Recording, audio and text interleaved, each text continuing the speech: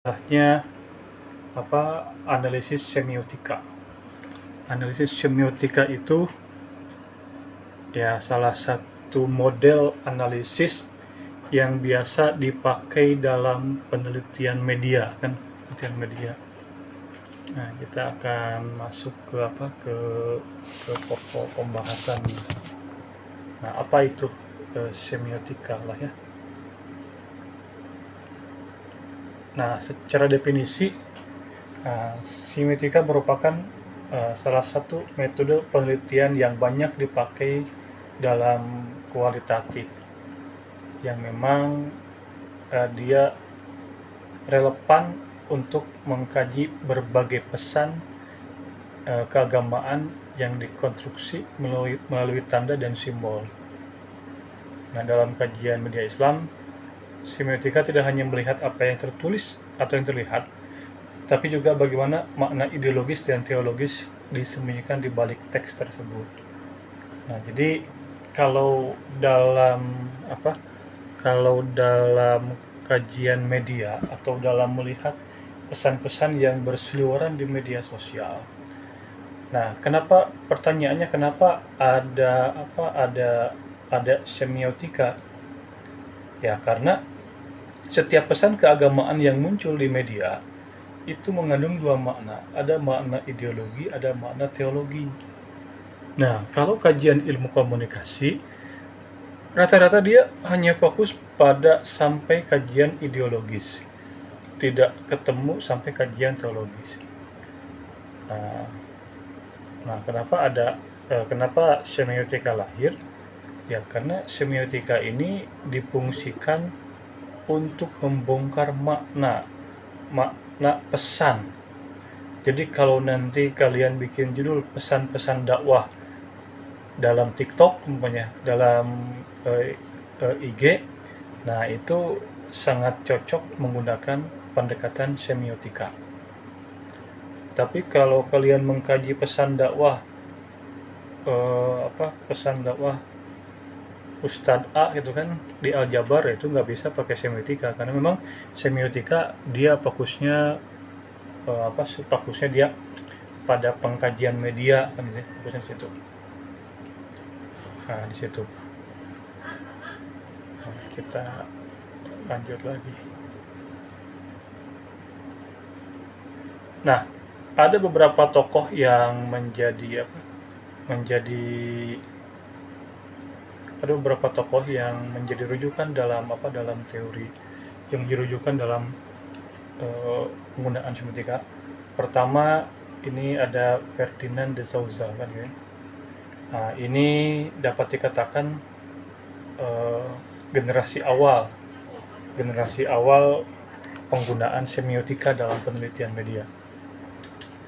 Nah, konsep semiotika de Souza, ya dia menitipkan pada dua konsep.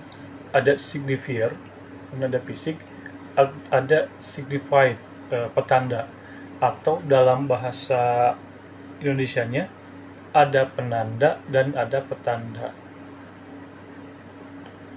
Nah, cara sederhananya adalah jika jilbab ini adalah penanda, jika kopiah ini adalah penanda, ini kopiah ini penanda, termasuk jilbab yang Anda pakai juga penanda, maka apa petandanya? Maka orang yang pakai jilbab itu dapat dimaknai sebagai muslimat yang taat atau tanda kesolehan. Nah, gitu maksudnya ya. Tanda kesolehan. Nah, itu jadi cara kerja semiotika Ferdinand de Souza, ya pokoknya melihat pesan dari dua sudut pandang gitu. Ada penanda fisik, ada petanda makna. Jadi semiotika itu yang membongkar makna pesan gitu. Pesan-pesan yang dimunculkan dalam media itu dibongkar gitu. Itu namanya Ferdinand de Souza. Nah, yang paling sederhana dalam dalam kajian yang paling sederhana dalam kajian semiotika ya menggunakan pendekatan Ferdinand de Souza kan. Jadi fokusnya melihat tanda-tanda yang nampak lalu nanti dicari maknanya itu apa lah gitulah ya. Maknanya itu apa kan gitu. Uh, gitu ya. Nah, itu namanya uh, Ferdinand de Souza. Jadi kalau nanti kalian meneliti konten dakwah di media sosial gitu kan. Nah, kalau menggunakan kinerja Ferdinand de Souza ya fokus pada mencari penanda dan petanda kan. Apa makna simbol-simbol keagamaan yang muncul lalu maknanya apa gitu. Nah, itu Ferdinand de Souza kan. Nah, berikutnya ada Roland Barthes. Nah, Roland Barthes itu mengembangkan semiotika lebih variatif lagi. Ada istilah denotasi, ada istilah konotasi, dan ada mitos. Nah, apa perbedaan Ferdinand de Souza dengan Roland Barthes kan? Nah, kalau Ferdinand de Souza itu hanya fokus pada penanda dan petanda, nah maka Roland Barthes mengembangkan jadi tiga. Ada makna denotasi, makna literal, ada makna konotasi, makna kultural, dan ada mitos. Nah, jadi itu cara kinerja Roland Barthes dalam membedah simbol. Nah, biasanya Barthes itu banyak digunakan untuk membongkar bagaimana media melegalkan ideologi tertentu melalui simbol-simbol agama. Jadi pendekatan Roland Barthes ini mulai kritis maksudnya. Nah, jadi ada makna denotasi, makna asli teks gitu kan. Nah, jadi makna denotasi itu hampir mirip dengan penanda dalam Ferdinand de Souza. Nah, jadi ketika melihat konten media, nah, maka yang paling penting lalu dalam kacamata Roland Barthes mencari dulu makna denotasinya. Apa makna denotasinya? Nah, lalu setelah itu mencari makna konotasi, makna kultural, emosional kan gitu. Nah, makna konotasi ini itu hampir mirip dengan petanda gitu. Nah, hampir mirip gitu. Jadi dia mencari makna tersembunyi. Nah, lalu mitos. Adakah faktor budaya yang mempengaruhi produksi tersebut? Nah, itu cara Roland Barthes. Jadi ada denotasi, konotasi dan ya denotasi, konotasi dan mitos itu menjadi ciri hermeneutikanya Roland Barthes kan ya. Nah, seperti itu. Nah, yang terakhir ini juga masih dalam kajian semiotika klasik ya. Klasik ada Charles Sanders Peirce. Dia menggunakan 3 konsep: scene, sign, objek, dan interpretan. Nah, untuk melihat hubungan antara tanda dengan realitas objeknya. Jadi setiap penggagas semiotika dia memiliki kerangka pikirnya masing-masing lah ya. Nah, kalau Charles Sanders Peirce, dia konsepnya sign, objek, dan interpretan. Ada pesan, ada objek, dan ada interpretan. Nah, nanti kita akan bahas minggu depan secara rinci satu persatu kan. Ya. Nah, lalu ini contohnya. Apa saja sih yang bisa dipakai dalam semiotika kalau kita melihat pada objeknya media Islam? apa banyak banyak aspek yang bisa kita gunakan. Nah, contoh dalam mengkaji film atau sinetron religi, nah kita bisa memfokuskan pada analisis kostum. Eh, karena kostum itu kan tanda kan, kostum itu tanda. Tanda ini bisa dikuliti dalam perspektif semiotika kan gitu. Lalu pencahayaan. Nah, contohnya kenapa kalau film-film horor selalu pencahayaannya gelap malam hari. Nah itu juga bisa nah, apa makna konotatifnya, apa makna denotatifnya kan, lalu apa eh, mitos di balik itu semua. Nah itu dibongkar dalam kerangka pemikiran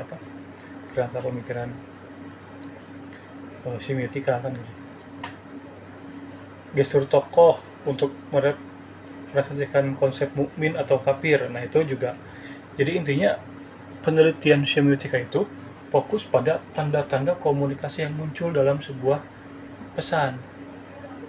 Nah, jadi kalau kita meneliti film religi, bukan hanya dialog yang kita teliti dalam dalam perspektif semiotika, tapi juga tanda seperti kostum, pencahayaan, terus gestur tubuh itu diteliti semua. Nah, itu cara eh, cara cara kerja semiotika kan gitu. Kalau meneliti film, kalau meneliti konten media sosial, apa saja sih yang diteliti, dari mulai penggunaan tagar. Nah, itu juga bisa diteliti. Pemilihan ayat Al-Quran sebagai caption, nah itu juga bisa diteliti. Hingga pemilihan filter video dalam dakwah digital. Nah, hal-hal seperti itu juga itu bisa dilakukan penelitian dalam kerangka semiotika kan gitu. Ya, intinya semiotika itu meneliti tanda-tanda yang muncul dalam sebuah pesan lah ya, dalam sebuah pesan. Nah, intinya seperti itu. Dari mulai film, konten media sosial, nah dia juga bisa diteliti. Nah, pendekatannya mau pakai Ferdinand de Souza, mau pakai Roland Barthes, mau pakai Charles Sanders Peirce, itu tergantung kalian fokusnya mau mau kemana kan gitu. Nah, yang jelas sebuah makna dakwah itu baik dalam film ataupun dalam media sosial, ya dia tidak berjalan apa adanya, tapi dia selalu dibuat disetting dalam dapur produksi.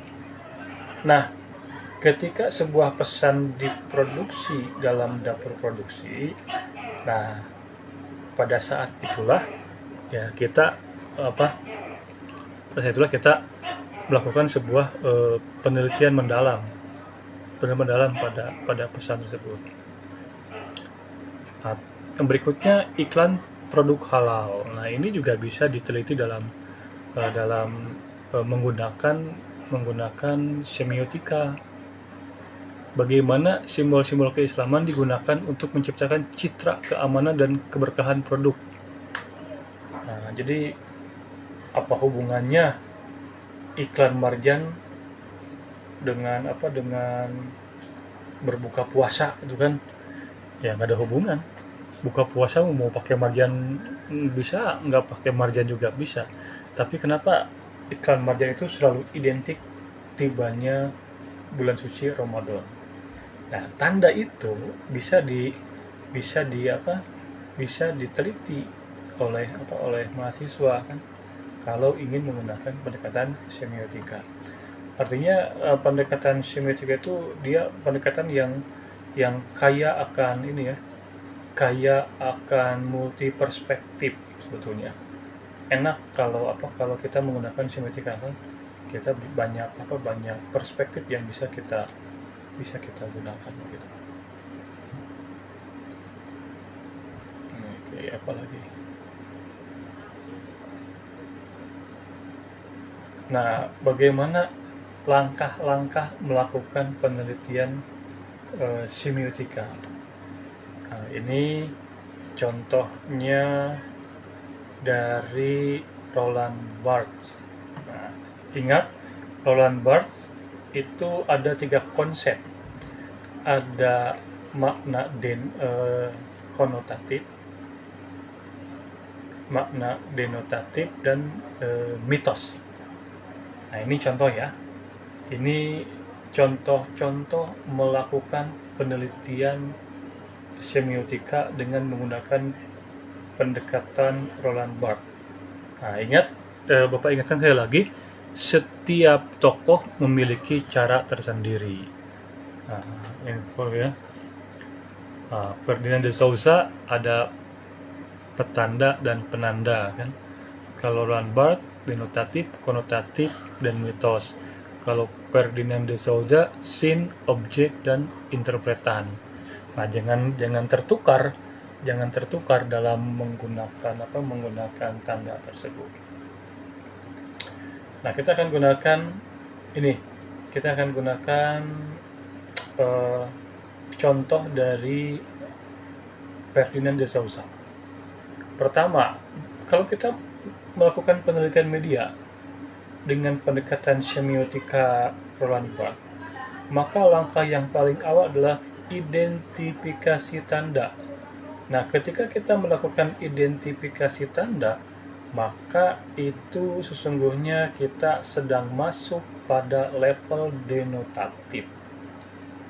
Apa saja yang dilakukan dalam level denotatif?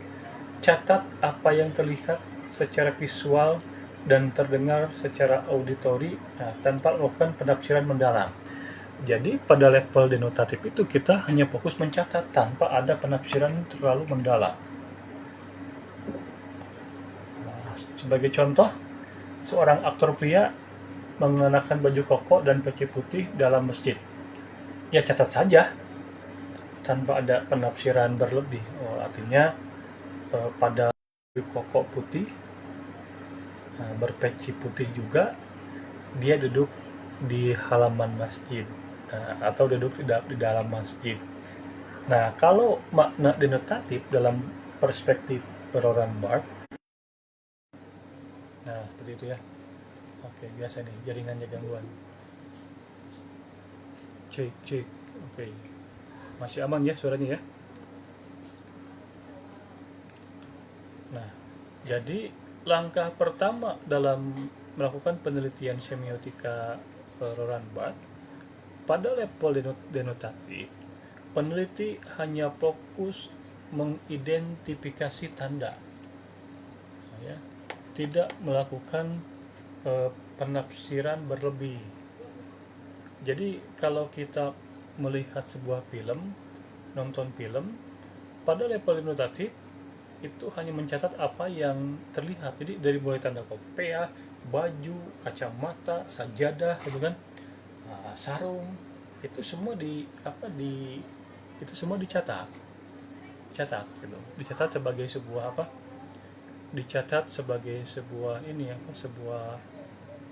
sebuah tanda yang memang perlu dicatat gitu.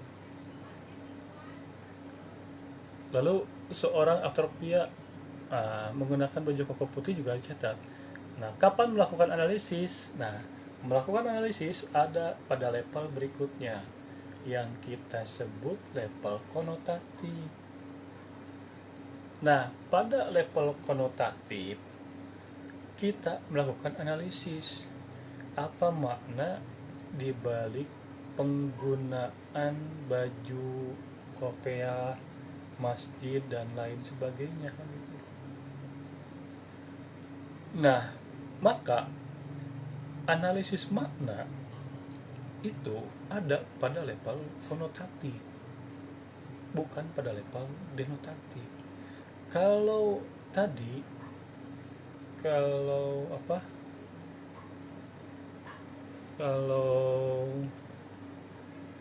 siapa kalau pagi namanya. Nah, kalau Ferdinand de Souza, tanda itu ada pada level penanda, penafsiran ada pada level petanda. Nah, kalau Roland Barthes ini ya, Roland Barthes eh, mencari tanda itu ada pada level denotasi, penafsiran ada pada level konotasi. Nah, gitu ya bedanya. Nah, gitu bedanya. Nah, lalu kita akan masuk lagi pada ini, mencari makna kan. Nah, maka pada analisis makna level kuantitatif itu kita mulai mencari makna di balik tanda tersebut berdasarkan konteks budaya dan agama. Contoh, peci putih seringkali dikonotasikan dengan seorang yang telah menunaikan ibadah haji atau sosok pemimpin agama yang bijaksana. Jadi pada scene, pada adegan film yang menggambarkan sosok yang dia sedang duduk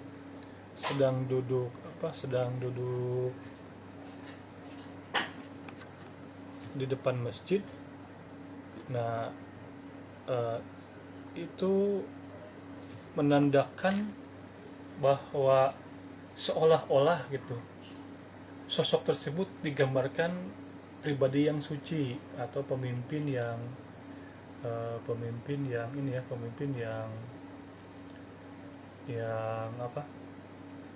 arif dan bijaksana. Nah, namanya juga film kan. Nah, maka film itu kan sekali lagi dia merekonstruksi sebuah pesan lah ya. Nah, maka tadi kalau pada level denotatif itu kita hanya mencatat, pada level konotatif kita mulai mencari makna. Sesungguhnya makna pesan ini apa sih? Kenapa ada adegan seseorang berbaju putih, berkopiah putih duduk dalam masjid? Tujuannya untuk apa gitu. Nah, maka pada level konotatif mulai menghubungkan dengan berbagai macam pendekatan, bisa pendekatan budaya, bisa pendekatan agama dalam melihat konteks film. Nah, masuk pada tahapan berikutnya, level mitos. Jadi mitos dalam pengertian Roland Barthes itu bukan mitos eta mah mitos, bukan gitu ya maksudnya. Itu mah mitos, bukan gitu, tapi mitos itu adalah analisis ideologi. Nah, fungsinya apa? Menemukan bagaimana konotasi tersebut menjadi sebuah kebenaran yang diterima oleh masyarakat. Nah, gitu. Jadi mulai mencari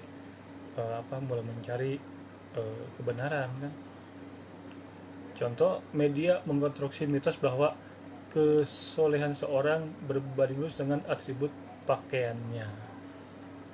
Nah, jadi pesan itu sesungguhnya menggambarkan kepada kita bahwa model berpakaian itu menentukan tingkat kesolehan, atau salah satu indikator kesolehan bisa dilihat dari cara berpakaian. Nah, ini level ideologi atau level mitos. Nah, jadi tahapan yang dilakukan oleh semiotikanya Roland Barthes, dia menggunakan 3 tahapan tadi kan, mitos, denotatif, konotatif, dan tadi ya tadi konotatif, denotatif, dan mitos kan gitu. Nah, itu yang digunakan dalam analisis. Nah, maka teman-teman kalau meneliti film dakwah atau pesan-pesan dakwah atau dakwah digital, kalau menggunakan semiotika Ferdinand de Souza, maka fokusnya tadi pertama mencari tanda, yang kedua itu denotatif, yang kedua memaknai tanda, menghubungkan tanda tersebut dengan berbagai macam teori dan paradigma yang berkembang di masyarakat. Itu namanya makna. eh, Oke, bentar ya, suaranya. Ya, sekarang gimana, jelas gak?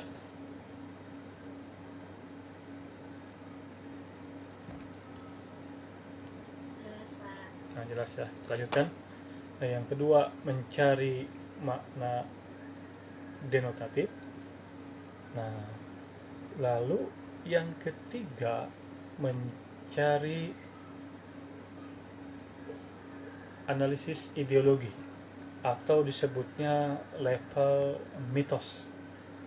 Nah, jadi mitos dalam apa? Mitos dalam apa? Mitos dalam penelitian semiotika itu bukan itu mah mitos, bukan gitu. Maksudnya mitos itu ya ideologi gitu kan.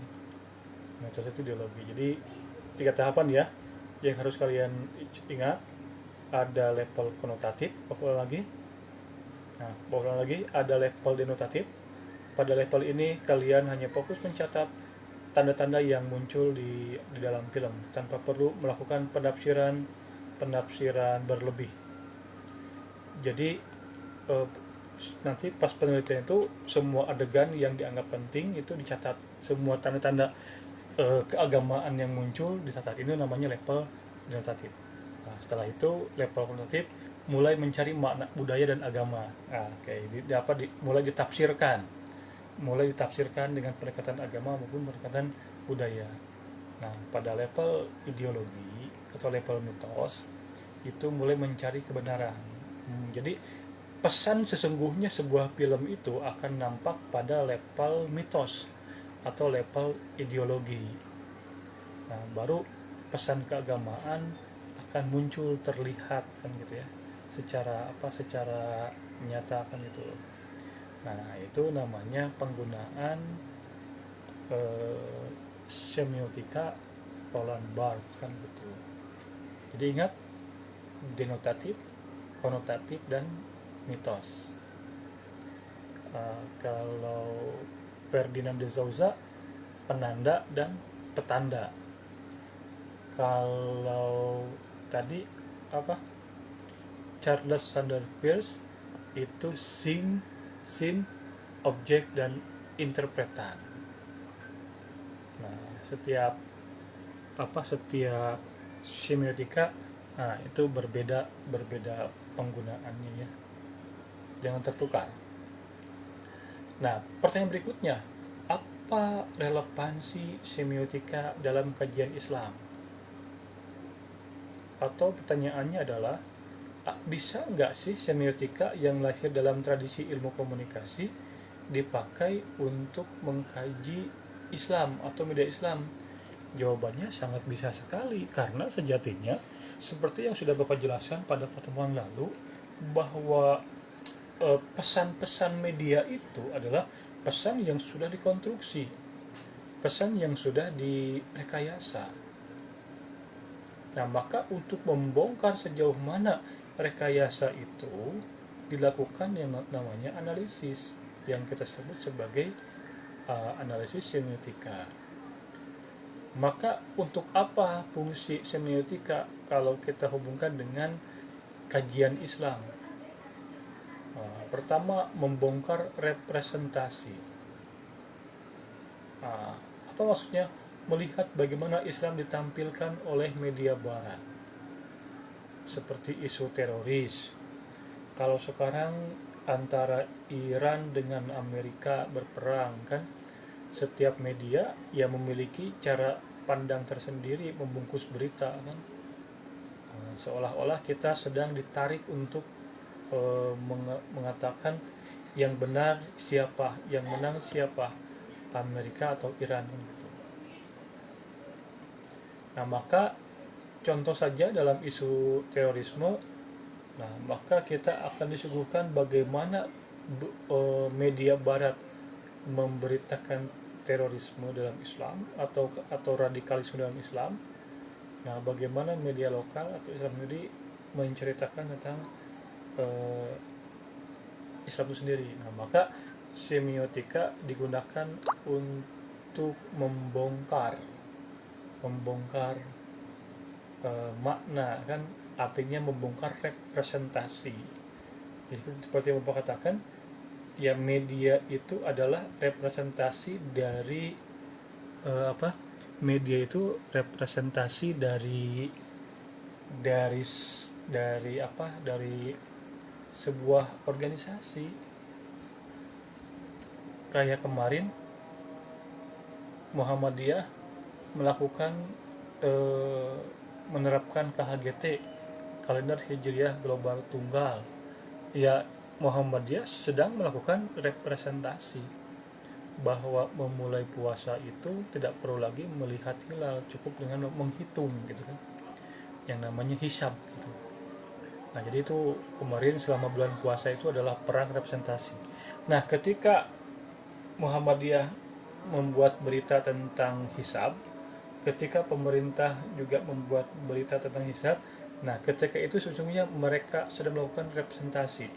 Muhammadiyah sedang melakukan representasi atas dirinya sendiri, pemerintah pun sedang melakukan representasi atas kepentingannya sendiri.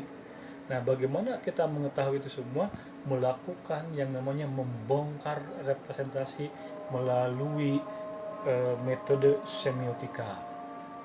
Nah, jadi pesan-pesan keagamaan itu kita bisa bongkar maknanya dengan pendekatan semiotika. Kalau kasus Iran ini ya, banyak ustadz yang mencemooh Iran, ada yang mendukung Amerika, yaitu namanya representasi. Nah, maka kita melakukan itu untuk apa? Untuk membongkar representasi sebetulnya. Membongkar representasi. Nah, lalu apalagi kritik dakwah visual.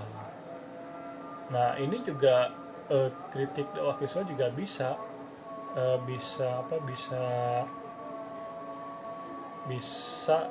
kita gunakan sebagai alat untuk ini. Semiotika bisa digunakan untuk melakukan studi kritik terhadap dakwah visual. Apa yang dilakukan? Menganalisis apakah simbol agama digunakan secara substansi atau hanya hiasan untuk menarik engagement, untuk menarik follower, untuk menarik subscriber saja. Nah, semiotika, kenapa tadi ingat dalam semiotika itu ada proses ideologi atau ada proses mitos. Nah, proses mitos itu adalah membongkar substansi. Jadi apakah dakwah ini kaya akan substansi atau dakwah ini hanya sebatas hiburan semata, mencari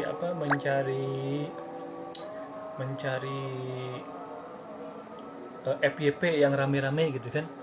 Nah, semiotika bisa membongkar sampai ke arah sana, apalagi kalau menggunakan pendekatan Charles Sanders Peirce kan, itu ada tahapan interpretan. Interpretan itu adalah penafsiran mendalam, deep research gitu kan. Jadi dia melakukan analisis yang sangat mendalam sekali gitu kan. Nah, itu bisa. Jadi bisa melakukan kritik dakwah visual. Atau juga semiotika bisa digunakan untuk membongkar politik identitas gitu kan. Membongkar politik identitas. Ini semiotika bisa digunakan itu. Memahami bagaimana simbol agama digunakan sebagai alat politik atau pembeda kelompok. Nah, jadi kalau musim kampanye ya, musim pemilu kan simbol-simbol agama suka ramai dipakai lah ya, ramai dipakai. Nah, ketika simbol agama itu mulai ramai dipakai, sesungguhnya kita sedang berbicara pada satu titik apa? Kita sedang berbicara pada satu titik, yaitu agama dijadikan sebagai simbol identitas. Nah, ketika iklan-iklan kampanye mengarahkan pada hal itu, maka semiotika membongkar sesungguhnya yang dilakukan oleh seseorang itu apakah memajukan Islam atau hanya menjadikan Islam sebagai alat komoditi politik saja. Nah, nah pada sisi itu semiotika bisa membongkar. Kalau pendekatannya tadi eh, pendekatannya pendekatannya Ferdinand de Souza akan hanya dua konsep, penanda dan petanda. Kalau pendekatannya Roland Barthes, tiga, denotatif, konotatif, dan mitos. Kalau pendekatannya Charles Sanders Peirce itu scene, objek, dan interpretan. Nah, yang paling sederhana ya tadi Ferdinand de Souza kan hanya penanda dan petanda, itu yang paling sederhana gitu. Kalau yang kesininya dia ini. Nah, jadi sekali lagi eh, semiotika meskipun lahir dalam tradisi ilmu komunikasi murni, dia juga bisa dibongkar untuk mengkaji fenomena dalam media Islam. Nah, tadi fungsinya buat apa? Membongkar representasi, yang kedua melakukan kritik dakwah visual, yang ketiga melakukan membongkar politik identitas. Nah, jadi teman-teman nanti bisa juga membuat judul skripsi dengan pendekatan semiotika kan gitu. Nah, bisa kan gitu. Ini bisa digunakan kan gitu.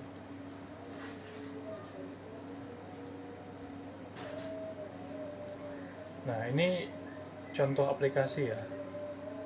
Aplikasi, katakanlah ada poster dakwah di IG dengan latar belakang pasir dan kaligrafi yang tajam.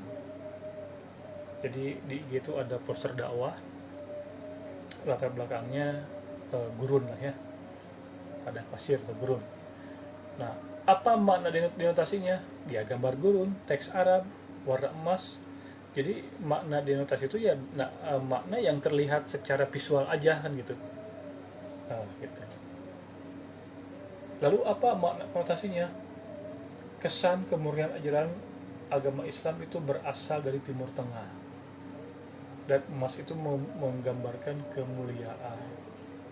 Jadi kalau kita membuat poster dakwah dengan latar belakang Arab atau gurun, itu seakan-akan si pembuat pesan itu memberikan makna konotasi bahwa ya kemurnian agama itu lahirnya di Timur Tengah gitu maksudnya.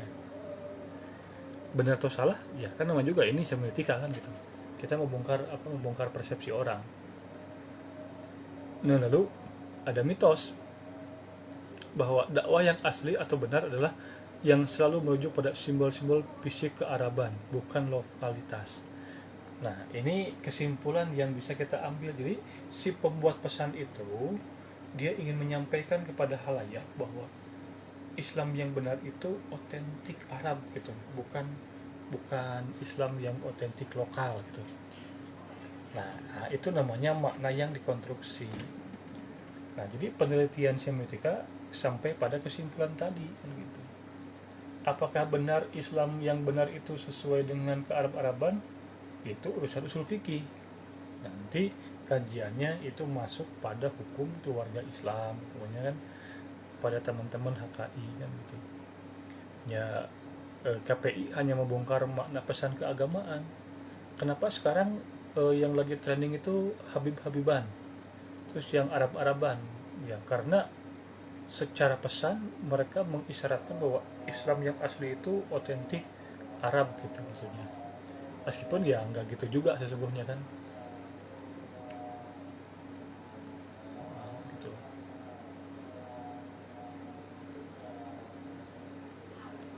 Nah, ini kita juga akan menggunakan eh, contoh ya, analisis.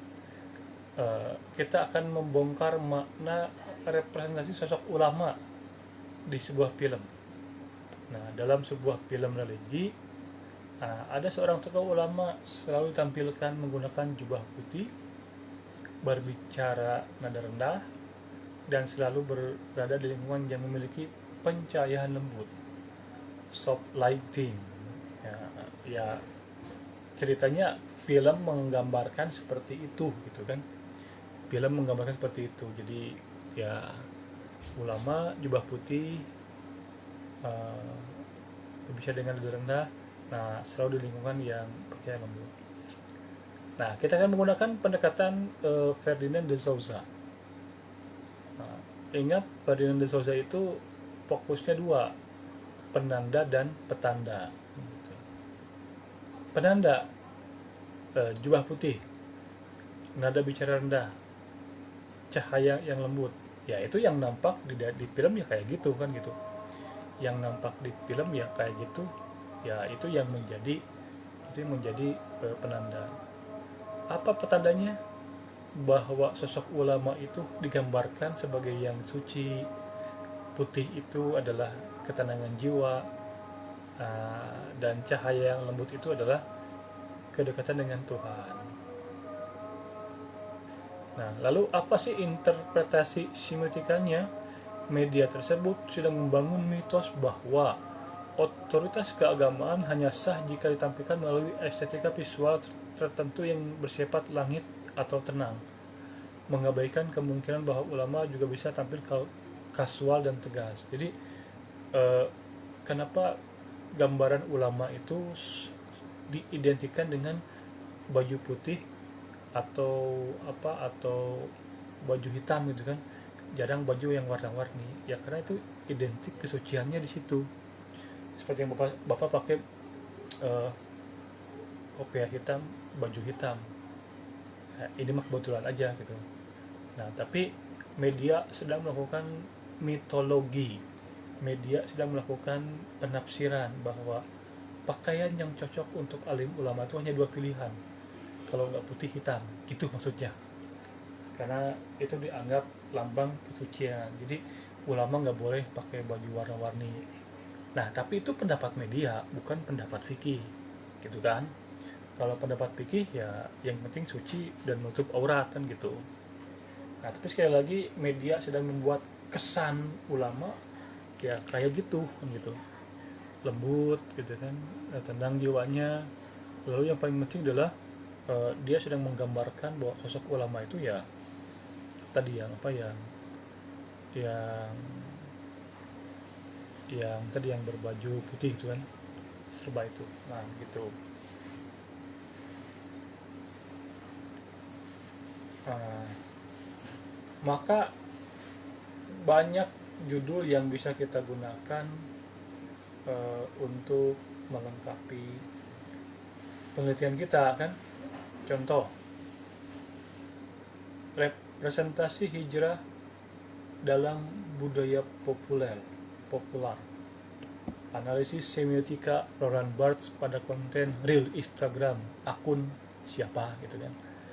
Apa yang mau dilihat? Umpamanya melihat bagaimana simbol cadar atau celana menggantung dimaknai sebagai identitas baru, new identity dalam muslim urban.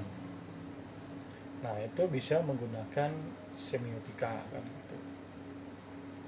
Nah, gitu. Jadi yang ditelitinya simbol-simbol yang nampak kan gitu, dari mulai cadar gitu kan, celana cingkrang diteliti bagaimana mereka sedang membangun narasi baru kan tentang tentang simbol-simbol keagamaan yang dipakai.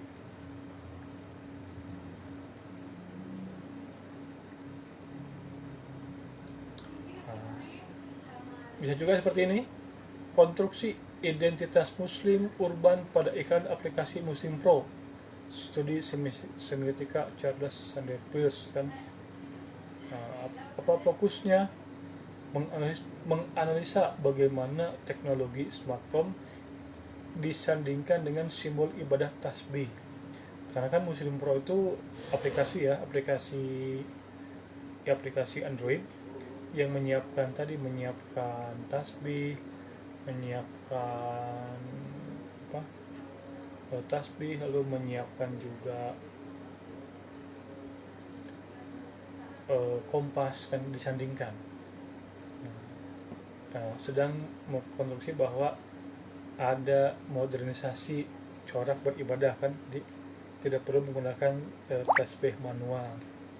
Kira-kira maknanya sih seperti itu ya, maknanya.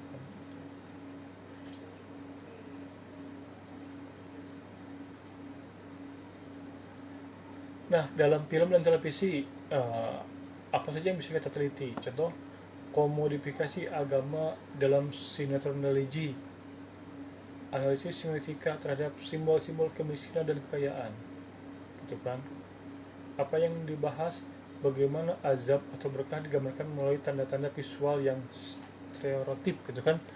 Jadi kemiskinan dan kekayaan itu dijadikan alat untuk apa? Ya, menggambarkan keberkahan, maksudnya kan seperti itu.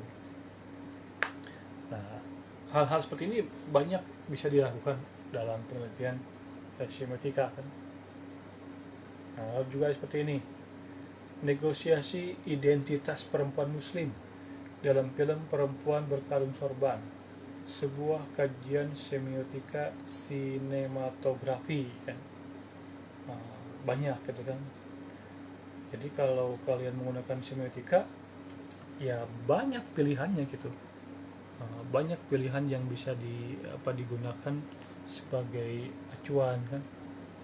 Fokusnya apa? Menganalisis makna di balik sudut pengambilan gambar angel kan, warna pakaian tokoh utama.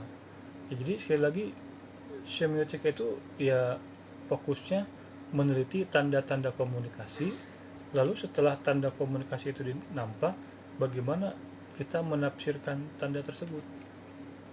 Nah, gitu fokusnya kan gitu ya. Ada di dua aspek itu.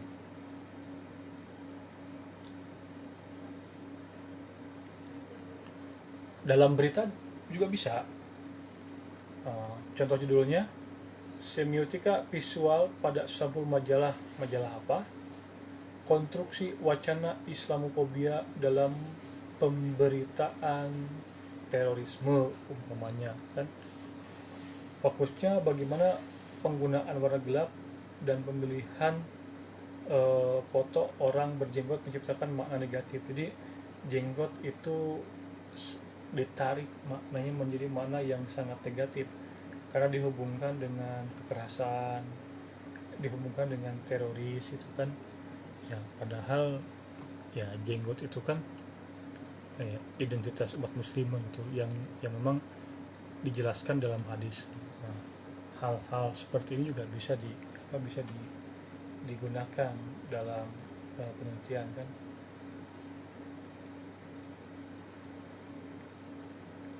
Nah, bisa juga gini, analisis semiotika terhadap penggunaan ayat Al-Quran dalam poster kampanye politik di media sosial. Wah, jadi Al-Quran dijadikan sebagai alat kampanye. Apa yang dilihat? Bagaimana teks suci menjadi tanda politik untuk menarik basis massa tertentu. Jadi bagaimana ayat-ayat suci dijadikan alat untuk meraup suara. Nah, itu pun masuk wilayah kajian semiotika. Nah, jadi intinya semiotika itu ya fokus mencari tanda-tanda komunikasi kan gitu, tanda-tanda komunikasi. Nah, lalu bagaimana cara memilih judul yang mudah kan? Pertama, tentukan metodenya dulu, analisis semiotikanya mau siapa. Yang kedua, objeknya di mana, lalu tujuannya apa. Contoh, kita sudah menentukan metode, katakanlah kita akan menggunakan metodenya semiotika model Ferdinand de Saussure. Nah, berarti kita pegang tuh metodenya dulu, si Ferdinand itu. Objeknya apa? Video, musik, atau teks, atau gambar. Katakanlah objeknya video klip musik religi Sabian Gambus. Itu objeknya. Nah, lalu masalahnya apa kira-kira, atau tujuan menontonnya? Akan melihat bagaimana representasi modernitas dalam Islam. Karena kan gambus itu identiknya dengan musik musik klasik lah ya, musik yang tidak yang yang musik-musik pesantren gitu lah ya. Nah tapi kan Sabian memberikan warna baru. Nah jadi tadi kan sudah kedapat ya metodenya apa, objeknya apa, lalu masalahnya apa. Nah ketika tiga itu sudah didapat, maka lakukan sebuah kombinasi. Jadi kalau metode sudah ketahuan, sudah pasti, objeknya sudah pasti, masalahnya sudah ditentukan, maka membuat judul itu mudah. Seperti ini, analisis semiotika Ferdinand de Souza terhadap representasi modernitas Islam dalam video klip musik Sabian Gambus. Nah, jadi judul itu jelas, ada yang dituju. Judul itu jelas ada yang ingin dicapai. Dicapainya apa? Mengungkap representasi modernitas Islam, nah, kan dari apa? Dari musiknya Sabian gitu. Dengan metodenya semiotika Ferdinand de Souza. Nah, seperti itu. Nah, ini adalah referensi yang bisa digunakan untuk apa? Untuk bahan bacaan. Ini banyak di Google ya. Ini banyak di Google ini. Ini di Google juga banyak. Oke, kita ambil contoh ya. Kita ambil contoh mencari referensi semiotika di Google. Ya gampang, banyak kan.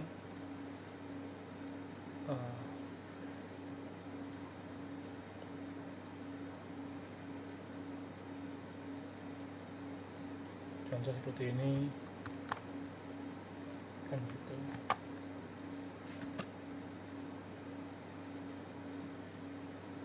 Kan muncul nih.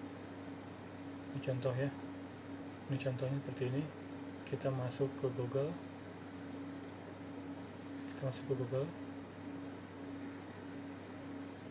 Nah, sudah muncul. Ketik saja Theory of Semiotics. Nah, ini sudah muncul. Langsung nanti terlihat bukunya seperti apa. Nah, klik. Tuh kan muncul bukunya kan. Tinggal download. Jadi lebih mudah mencari buku-buku berbahasa Inggris daripada berbahasa Indonesia. Tuh. Lengkap kan tuh. Gitu ya. Contohnya gitu. Jadi lebih mudah mencari buku bahasa Inggris daripada bahasa Indonesia. Nah, mungkin itu dulu sebagai kuliah pengantar. Sisanya bisa kita lanjutkan dalam forum diskusi dan tanya jawab. Nah, yang dari Facebook Bapak izin lab dulu ya. Terima kasih. Yang kita lanjutkan di dialog di Google Zoom ini. Yang Facebook Bapak hentikan dulu ya.